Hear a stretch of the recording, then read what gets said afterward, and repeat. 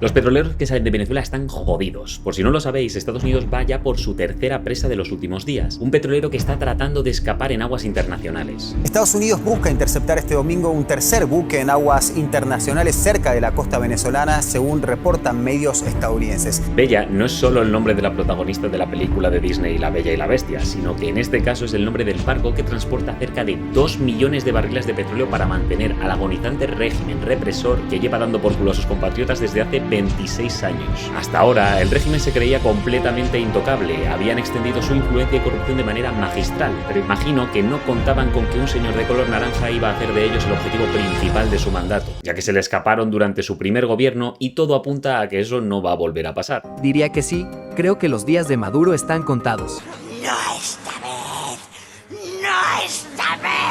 Y es que una cosa era el tráfico de drogas, gracias al que los militares se financian, ya que participan activamente del mantenimiento de pasos seguros en las rutas de narcotráfico a Estados Unidos, y lo hacen a cambio de un complemento al mísero sueldo que reciben de los de arriba. Un funcionario de la Guardia Nacional asegura que a través de un supuesto ingreso de importaciones de materia prima para la producción nacional de alimentos y otros productos, camuflan la entrada de droga en grandes cantidades. Pero viendo las noticias de este fin de semana, no puede caber duda de que nos hemos metido en la siguiente fase del estrangulamiento yanqui. Ahora mismo estamos a la espera de la confirmación de la captura del tercer petrolero por parte de los Estados Unidos en aguas internacionales, y conforme veo estas noticias me surgen varias dudas, así como algunos de vosotros en comentarios. Estas dudas giran en torno a ¿qué criterios se están siguiendo para capturar estos petroleros? ¿Qué impacto real tiene la nueva campaña sobre el régimen dictatorial venezolano? ¿Cuánto van a poder soportarlo? Y dentro de una línea más crítica de los Estados Unidos, ¿qué derecho tienen los yanquis a robar el petróleo de los venezolanos? Algo que vamos a comentar en el vídeo de hoy, pero no sin antes recordaros que dejéis un like, una suscribida, una compartida, así como vuestra opinión en comentarios. Vamos a empezar por el final, porque esa es la duda más sencilla de resolver. En España hay un dicho que dice: ladrón que roba a ladrón tiene 100 años de perdón. Y es que el petróleo que Nicolás Maduro y su panda exportan no va destinado a cubrir ninguna necesidad real de los venezolanos, sino a mantener las redes que lo sostienen donde están, en lo alto de la cadena alimenticia nacional. Es más, planteo yo otra duda. Este régimen ha sido una y otra vez rechazado por su población, desde que les hundieron en la miseria más absoluta. Una y otra vez les han dejado claro en elecciones que quieren que se vayan, pero una y otra vez el régimen sigue manteniéndose mediante golpes de estado que empiezan con amaños electorales y terminan con represión policial y militar sobre cualquiera que decida protestar. 25 años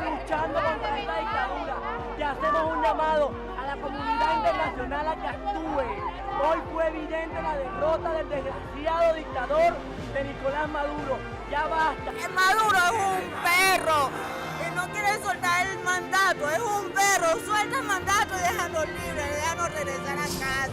Así que no entro ya en la excusa de los Estados Unidos sobre si les robaron las concesiones comerciales que tenían para la explotación del oro negro en Venezuela. Es que ese petróleo ya ha sido robado en primer lugar al venezolano de a pie por parte del narcorrégimen, y estoy bastante seguro de que la mayoría están contentos de ver tambalearse a la cúpula chavista. Bueno, y a la cubana y a la nicaragüense si me apuras, porque Cuba, ahí donde lo veis, tiene un consumo anual de barriles de petróleo que ronda los 55 millones. Se estima que en los 2 últimos años Venezuela le mandaba anualmente cerca de 25 millones, es decir, la mitad de su consumo. Ahora os pregunto, ¿cuánto pueden aguantar si les cortan el flujo del chavismo? Dicho todo lo que antecede, no cabe duda de que nos encontramos ante una campaña que es un absoluto win-win para los estadounidenses. Es cierto que aún no se ha desatado una guerra como la que se está viendo en Ucrania, pero no cabe duda de que cualquier despliegue o maniobra tiene que tener una relación coste-beneficio adecuada, especialmente la que estamos viendo en el Caribe. Hablamos de cerca del 30% de la flota yanqui, buques de guerra extremadamente avanzados que tienen un coste de mantenimiento astronómico. Hablamos de combustible, municiones, comida y suministros básicos que cuestan un absoluto pastizal. Ya se ha hablado de contratos de suministro para esta flota que van hasta bien avanzado el año 2026. Más aún cuando vemos que no están ahí tocándose las pelotas, sino que están activamente cazando narcolanchas y que ahora han empezado a capturar petroleros. Mantener este tipo de músculo en movimiento cuesta mucho dinero y normalmente ese dinero no se recupera hasta el final de un conflicto cuando puedes pactar una compensación con el bando perdedor. Esto es algo que queda clarísimo en el caso de Rusia, y os abro un paréntesis solo para ponerlo en contexto con el caso de Venezuela.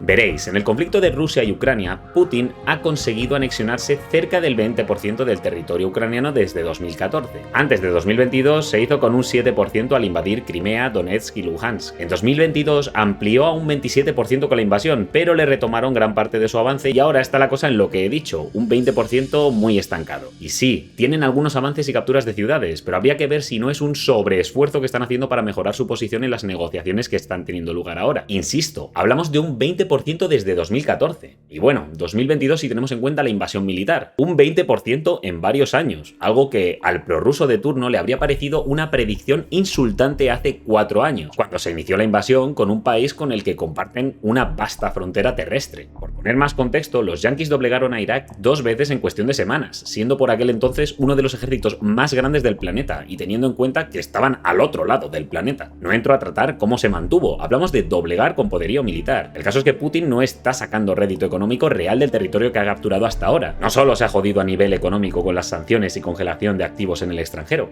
es que, como digo, no está sacando beneficio económico real de lo que lleva de conquista. Lo más rentable que está pudiendo exportar de Ucrania es la agricultura, y la saca de manera irregular, con dependencia en seguridad militar y todo ello presionado por sanciones. Minería e industria lo tiene también jodido, porque las minas están dañadas o inundadas, las fábricas destruidas y por supuesto falta mano de obra cualificada para operarlas. Sin contar, de nuevo, con la dificultad para exportar por las sanciones. Que sí, que tiene un valor potencial muy alto a largo plazo, pero cuando te estás ahogando en bajas militares, vehículos, suministros, petróleo, refinerías perdidas, no resulta reconfortante pensar en unos años más tarde, si no llegas a unos años más tarde. Es decir, hablamos de un conflicto en el que el coste militar es enorme, pero es que el coste civil también es gigantesco, porque tienes que mantener a la gente que está en una región en guerra, región de la que no estás sacando dinero ni recursos como para que te compense por el momento. Esto contrasta completamente con lo que una potencia militar del tamaño que pensábamos que tenía Rusia debía esperar. Imagino que Putin estaba preparado para lo que ha ocurrido, pero realmente esperaba una victoria rápida frente a lo que está siendo una muerte a escobazos para Rusia, ya que el ejército ucraniano, lejos de convertirse en una insurgencia de un país bajo control ruso, ha desarrollado armas como los misiles Flamingo, misiles de largo alcance que están destrozando las refinerías rusas. Lo que convierte este último ataque, este bombardeo, que ya les voy a contar más o menos cómo fue, en el 7º ataque contra esta instalación desde principios del año 2025.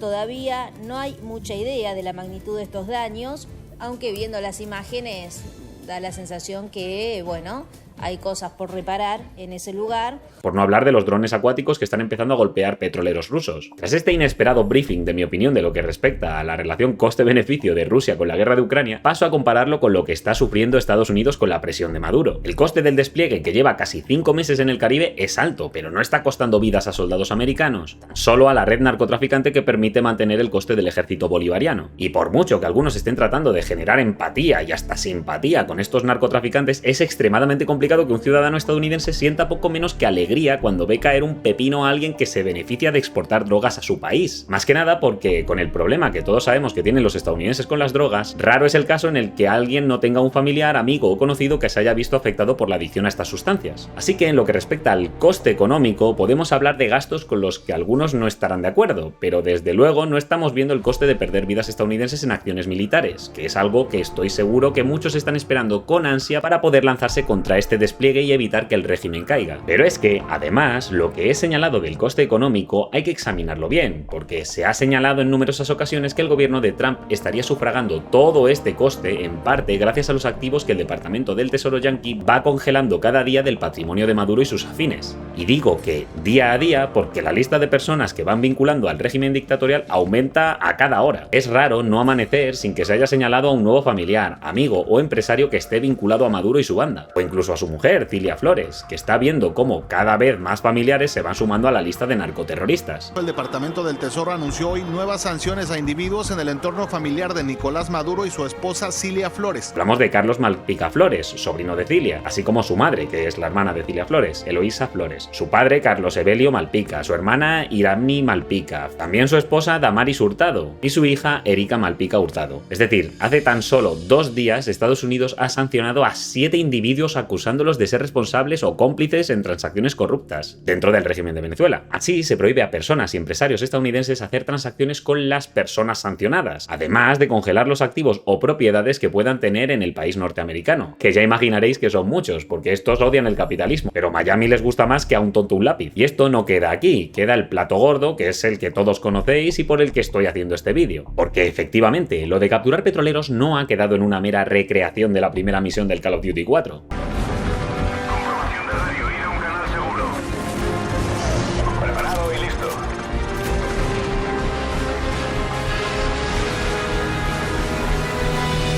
Desde hace 10 días van 3 petroleros y el motivo por el que os he puesto el contexto de Rusia es precisamente porque vamos a analizar cómo Estados Unidos sí está compensando económicamente el estrangulamiento al régimen de Nicolás Maduro, ya que los petroleros incautados se estarían llevando a Galveston, Texas. La zona forma parte del mayor conglomerado energético del mundo. No es que sea el puerto petrolero más grande en sí mismo, pero sí está integrado en la red logística de petróleo del Golfo de México, o bueno, el Golfo de América, como diría la administración Trump. El petróleo de estos barcos, que ronda los 2 millones de barriles, será extraído y, tras un proceso judicial breve en el que se justificará que, por estar en barcos sancionados, debe ser confiscado, se lo quedarán los propios yanquis y pasará a la red petrolífera estadounidense para acabar en alguna refinería de la zona.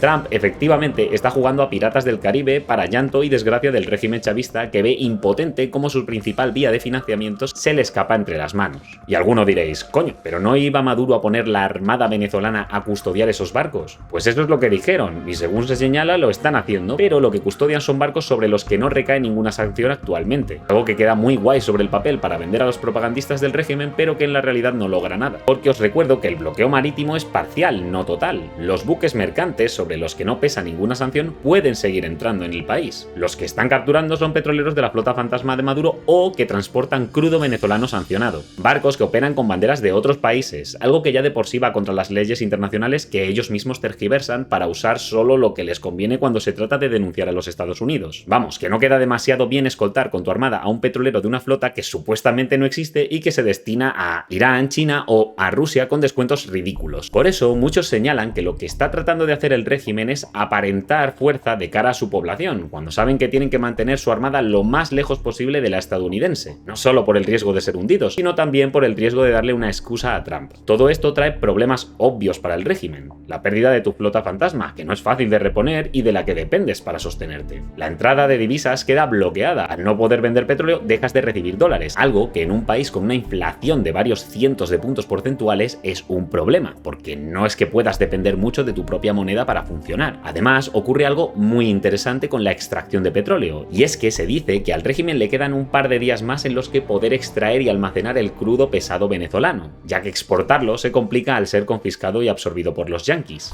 Pero ahora Venezuela podría verse obligada pronto a cerrar algunos pozos petroleros, ya que se está quedando sin capacidad de almacenamiento tras la incautación de un petrolero hace unos días y los planes de Estados Unidos para bloquear otros buques sancionados. Si llegan al punto en el que alcanza su tope de capacidad de almacenamiento, se verán forzados a cortar la extracción de petróleo, algo que hasta donde se sabe acarrea problemas técnicos muy serios, ya que cuando los tanques se llenan solo hay dos opciones. La primera es seguir produciendo y derramar o quemar el crudo, algo inviable y altamente catastrófico.